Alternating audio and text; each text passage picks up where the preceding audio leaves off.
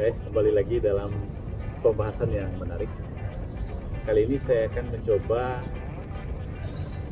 membahas topik yang sangat menarik. Topik ini diperbincangkan di media sosial dan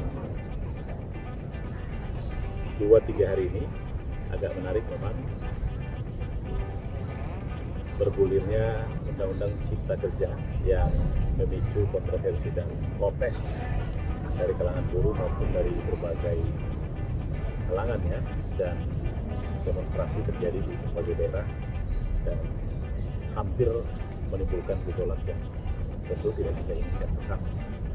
Tetapi kali ini saya akan mencoba untuk membahas mengenai topik yang saya beri judul tentang kampungan dan orang kampung. Topik ini di Maluku Utara menjadi satu perbincangan yang sangat menarik.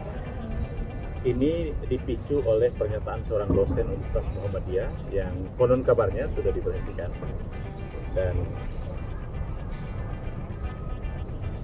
melalui status yang ditulis di dinding Facebook yang kemudian memicu protes dari banyak kalangan. Ya, kurang lebih status itu mencirikan yang bersangkutan secara emosional menyikapi aksi demonstrasi yang dilakukan oleh mahasiswa di berbagai universitas di Ternate dan mengakibatkan kerusakan berbagai fasilitas umum di Ternate. Tetapi saya tidak membahas demonstrasinya, tapi yang saya mau bahas adalah mengenai orang kampung dan kampungan. Nah, ada beberapa terminologi yang harus kita pahami tentang konteks orang kampung dan kampungan. Terminologi yang pertama adalah mengenai orang kampung, dan terminologi yang kedua adalah kampung. Kalau kita memahami dua kosakata ini, maka secara akronim sebetulnya memiliki definisi yang kurang lebih sama. Tetapi secara leksikal, kalau kita memaknai orang kampung itu lebih pada soal asal, ya, pada soal asal. Jadi orang kampung itu lebih dimaknai pada soal asal. Tetapi kalau kampungan itu lebih pada pendekatan perilaku, ya. Jadi kalau kita lihat, kita definisikan pendekatan dua makna ini, dua kata ini, maka bisa kita simpulkan pada dua hal. Orang kampung lebih diterjemahkan pada soal asal, kemudian kampungan itu lebih pada pendekatan perilaku. Secara leksikal, akronim dua kosakata ini memang tidak jauh berbeda, ya.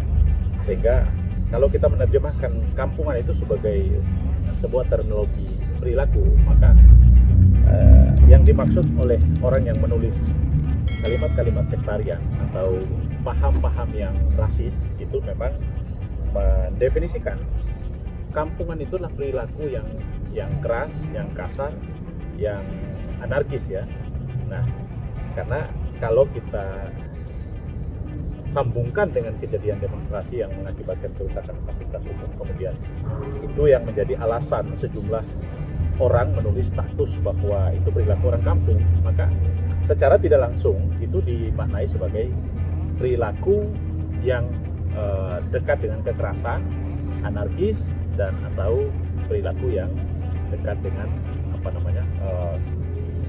sikap yang amburadul, ya, atau sikap yang rusuh gitu, ya.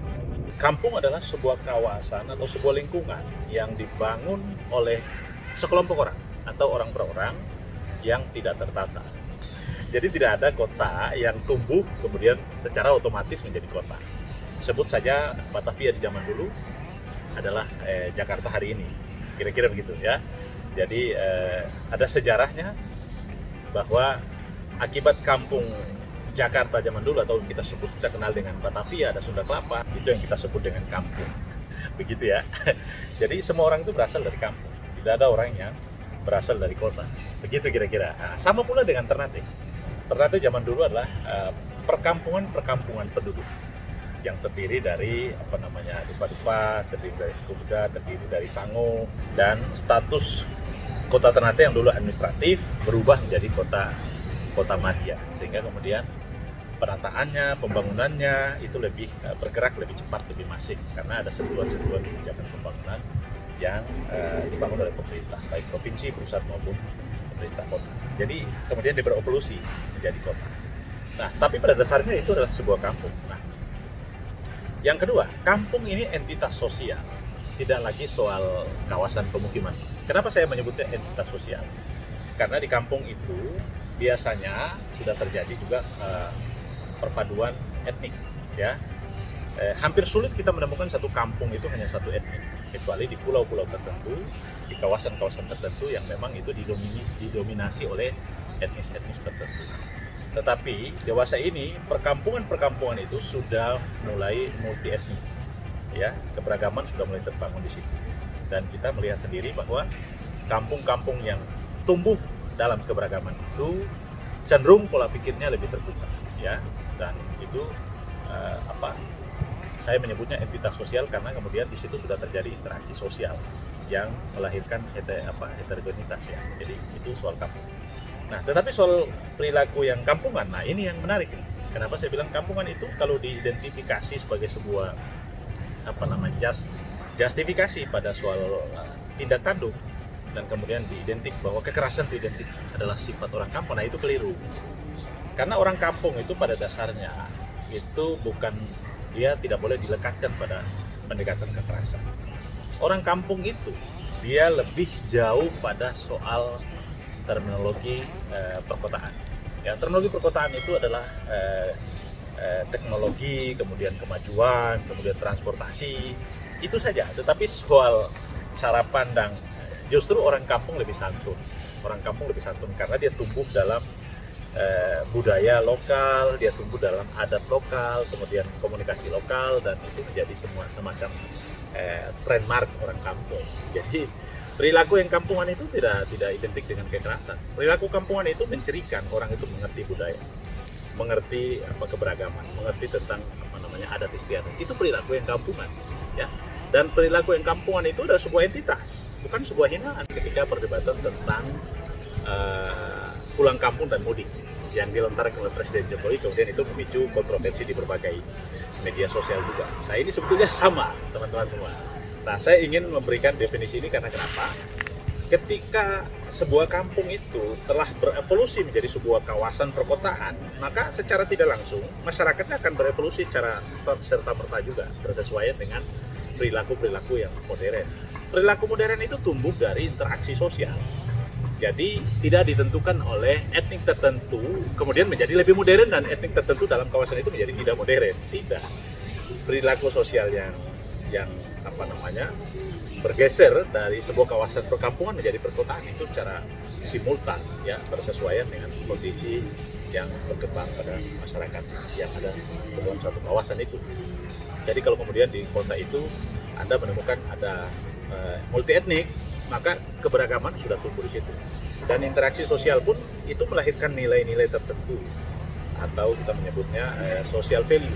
Jadi ada nilai sosial yang dilahirkan, yang itu membuat orang menjadi jauh dari pikiran-pikiran sektarian, jauh dari pikiran-pikiran yang feodal, ya, gitu.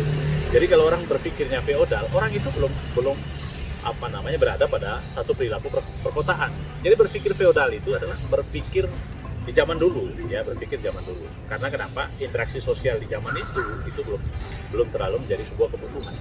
Di zaman now, zaman hari ini, ya, kita tidak bisa menghindar. Perilaku sosial itu sangat sekali menentukan atas interaksi berbagai multi etnik dan berbagai suku, berbagai agama dalam sebuah peradaban yang kita sebut dengan peradaban yang modern. Nah, bagaimana supaya entitas sosial itu terjaga? Budaya, adat istiadat, perilaku, kebiasaan kampung itu harus kita tumbuhkan menjadi nilai dan identitas kita yang kita pertontonkan dalam sebuah terminologi postmodern. Jadi dalam sebuah perkotaan, kalau ada orang yang menonjol dengan entitas lokalnya, itu justru menjadi tontonan yang menarik. Jadi kalau Anda ke Jakarta, itu ada namanya Kampung Situ Babakan, gitu ya. Ada namanya Kampung Betawi. Nah, itu entitas sosial.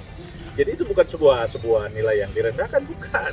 Jadi kalau di kampung sana ada Halmahera, nah itu sebuah entitas sosial yang memiliki sejarah, memiliki histori, memiliki nilai budaya, dan itu dipertontonkan. Di sana banyak multi etnik yang punya peradaban di sana. Jadi kita tidak boleh memaknai kampung itu sebagai sebuah sikap yang barbar, tidak. Jadi itu menjadi catatan penting buat teman-teman semua. Tentu kita hanya sekedar sharing. Nah, saya ingin teman-teman yang menonton konten ini juga memahami bahwa Ternate itu sebuah entitas sosial. Sudah di dalamnya sudah beragam suku, beragam etnik, beragam budaya, beragam adat, dan itu harus menjadi sebuah kekayaan kita bersama. Tidak boleh ada orang yang merasa lebih menjadi pemilik dibanding ada yang merasa menjadi pendatang. Lalu kemudian rasa memiliki Ternate itu menjadi tidak berimbang, tidak boleh. Semua orang yang datang dan berdomisili di situ, kemudian orang yang menjadi tuan rumah di situ atau pemilik tanah di situ, kemudian sudah lebih dulu mendomisili kawasan itu, juga harus memberikan contoh yang baik bagi orang yang datang, dan orang yang datang juga harus memberikan contoh yang baik bagi orang yang berdomisili di situ, dan kota ini sudah menjadi milik bersama. Nah, ini yang tentu kita harapkan agar polemik tentang kampungan dan orang kampung itu dihentikan. Jadi yang dimaksud dengan orang kampung itu adalah asal orang datang, ya. Kita tidak boleh lagi menempatkan terminologi orang kampung itu sebagai sebuah terminologi yang merendahkan orang, tidak. Itu semua ini orang kampung. Saya orang kampung yang tinggal di Jakarta. Jadi kita punya entitas sosial. Siapa lagi orang kampung yang tinggal di Makassar? Siapa lagi orang kampung tinggal di Surabaya? Kenapa kita perlu keluar? Karena kita ingin berinteraksi dengan kemajuan-kemajuan di luar, supaya kemudian entitas sosial kita tadi, saya menyebut entitas sosial karena begitu dia keluar, dia harus mampu berinteraksi secara dinamis dengan nilai-nilai budaya yang dia miliki. Begitu. Jadi teman-teman tidak boleh terjebak pada pragmatisme terminologi orang kampung dan kampungan. Dan sekali lagi saya katakan bahwa yang dimaksud kampungan itu tidak identik dengan kekerasan, itu keliru besar. Jadi kampungan itu adalah istilah di zaman dulu yang selalu digunakan oleh teman-teman yang sering meledek atau menghina orang-orang yang direndahkan, sehingga dianggap kampungan. Padahal orang kampung itu cenderung lugu dalam pengertian tidak dekat dengan kebiasaan-kebiasaan perkotaan, minum minuman keras di bar dan segala macam. Meskipun tidak semua kebiasaan perkotaan itu di situ. Ada orang kota juga jauh dari kebiasaan-kebiasaan yang kita sebut. Begitu guys, kira-kira. Itu penjelasan singkat saya. Jadi teman-teman jangan lupa yang nonton konten ini subscribe, like, and share. Ya, subscribe yang banyak ya. Bantu saya untuk mempromosikan konten saya agar saya terus tampil mengedukasi dan memberikan inspirasi, menghibur Anda semuanya. Sampai jumpa.